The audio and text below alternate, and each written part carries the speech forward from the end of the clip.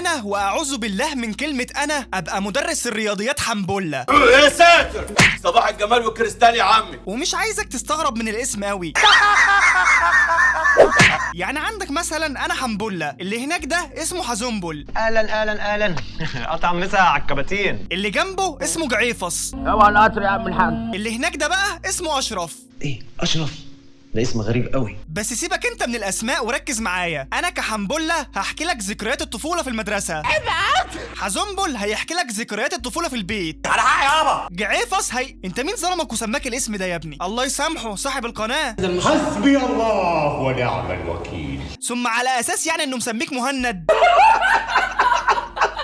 عندك حق يا ابني والله. المهم اخونا جعفوصه هيحكي لكم ذكريات الطفوله في الشارع. اما بقى اشرف اغرب اسم معانا في الزربيحه دي هيحكي لنا منوعات، شويه من هنا على شويه من هنا على شويه من هنا، وهي بترزق. فمش هطول عليكم وهبدا على طول ونقول بسم الله الرحمن الرحيم. واول ذكرى معانا في المدرسه هي ان الشنطه فيها كتاب دين. حلو. ودي جمله بتتقال لما بتكون مسحت الارض بشنطه صاحبك ومش عايزه يردها لك. يا اسطى هات الشنطه، عيب كده يا اسطى، الشنطه اتبهدلت.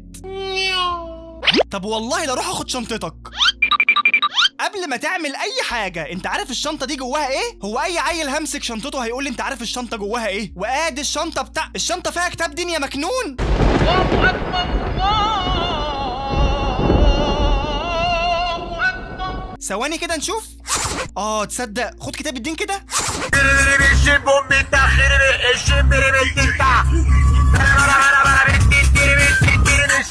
خلصنا خلاص من الشنطة فيها كتاب دين. ندخل بقى على الأكل في الخباثة. بسرعة عيب دخلنا على الفرن. وطبعا أنا هنا مش قصدي آخر كام ديسك في الفصل، لأن المكان ده بيلم صفوة فتوات، وإن صح القول صفوة مجرمين الفصل. أبو موتة 20 سنة اعتقال. محي الشرقاوي 010 4 وحايد 02. مساء الخير يا رجالة، لو تحبوا شاي بعد الأكل ما تتكسفوش، أنا الشاي بتاعي حلو قوي. طب سلام. انا هنا بقى قصدي على العاق اللي قاعد في اول ديسك ده. انت بتاكل ليه ولا يا مستر؟ والله انا مركز مع حضرتك، حسيتك كده عايز تاكل. اظبط كده. الا الاكل في حصتي. طبعا الكلام دي مش ليكوا انتوا. شاي خربوش شاي بعمله حلو قوي. اظبط كده، اظبط. ونخش على تالت ذكرى معانا بقى. اضربك واجري تقفشني تردها لي، اقول لك الكلمه السحريه وابقى وريني هتضرب ازاي. وزعق فيها. وده عنوان ده ولا كتالوج مكنة حلاقة؟ يعني هديك مثال بسيط. عمر. نعم. هوبا. اقف يلا اقف، والله ما هسيبك. اقف. بخ قفشتك بقى. انا يلا تضربني بالقلم وتجري؟ ده انا بص، ده انا هصرفك بنيه في حنكك كده، هندغك سنانك. طب على فكره بقى انا في حمايه ربنا، انا عارف الجمله دي كويس علشان ما اردلكش نفس كف اللي اديتهولي، صح؟ يعني هو هرد اقول لك طب ما احنا كلنا في حمايه ربنا. عندك حاجه تانية؟ بقول لك ايه، البنصر والبنصر دي. ونخش بقى على رابع ذكرى، وهي انتخابات رائد الفصل. ودي بجد بتبقى اهم من انتخابات رئاسه كفر الطوايز، مركز ابو البزابيز. غالبا بتلاقي المرشحين هدفهم السامي هو هدف واحد، رفعه الفصل وتقدمه. والتقدم ده طبعا بيتمثل في الكتابه بالطباشير الملون وليس الطباشير الجير المعفن ده. من فضلك بقى دي خليها لي 100,000. انا بحب الطباشير الملون جدا من فضلك يا سيد، بيخلي الطالب يجتهد. الانتخابات دي بقى بتلاقي فيها كافه اشكال المحاباه والرشاوي اللي ممكن تتخيلها وما تتخيلهاش. تشرب شاي بالياسمين؟ اشرب. ودلوقتي يا حاج تقول لنا ايه برنامجك؟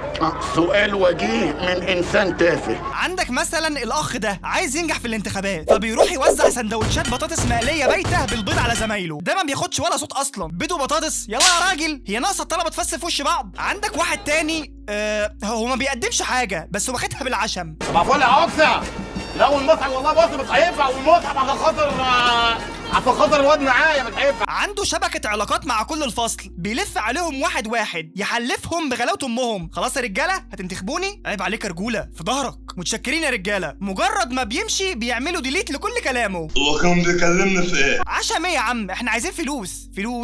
انتوا كنتوا عايزين فلوس، لكن انا كنت عايز اهل. يا عمي خلاص.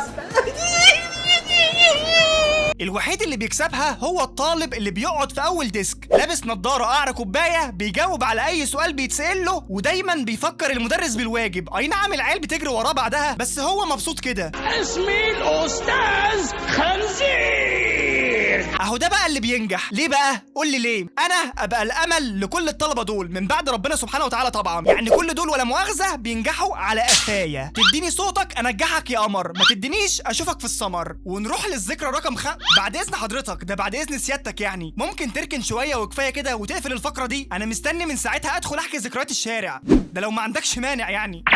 الحقيقة أنا جمعتكم النهاردة عشان والله هو صاحب القناه وصاني وقال لي قول للمتابعين لو حابين تعملوا اشتراك للقناه، ولو حابين برضو تعملوا لايك وكومنت حلو زيكم. شكرا. نرجع لموضوعنا. انا كجعفوصه لما كنت اعدي على واحد صاحبي المفروض الصح ان اطلع له اخبط على باب بيته صح، انما لا، باجي تحت البيت وبعلو صوتي يا كريم يا كريم سلطان. انت بتنادي على جاز. وما ينفعش اقول يا كريم او يا كريم بس، لا انا بعمل لها الحان وتوزيع. وبعد ما اخدت كريم، ما خلاص بقى يلا انا جنبك اهو، سوري يا صاحبي اندمجت في اللحن. وبعد ما اخدت كريم ورحنا نلعب كوره، قابلنا مين؟ قابلنا صاحب الكوره. صح معايا كده. صاحب الكوره ده بقى حكايته حكايه. انا صاحب الكوره ومعروفه، صاحب الكوره لا بيجيب كور ولا بيقف جول ولا بيعرف يلعب. لما بيلعب ممكن يكسح اللي قدامه. يكسحه ده ايه؟ يشيله من فوق وش الارض اصلا.